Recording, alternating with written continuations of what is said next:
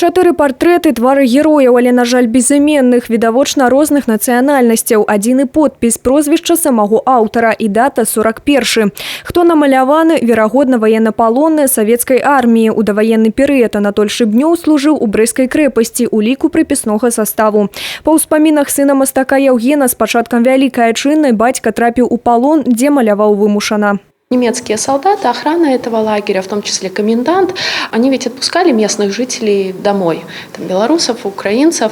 И для того, чтобы проверить, действительно ли он местный житель, как он говорит, а здесь проживала его семья, и действительно ли он является художником. И немецкие солдаты, охранники, они давали Анатолию Демьяновичу фотографии своих родных, близких, жен, детей, для того, чтобы он их зарисовал.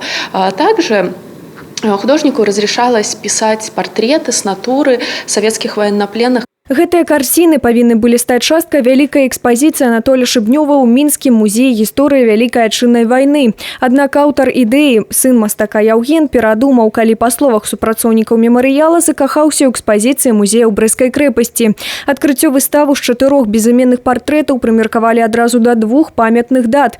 Міжнароднага дня вызвалення вязняў нямецка-фашысцкіх лагераў адзначаецца 11 красавіка і 75-годдзя перамогі ў Вялікай Айчыннай.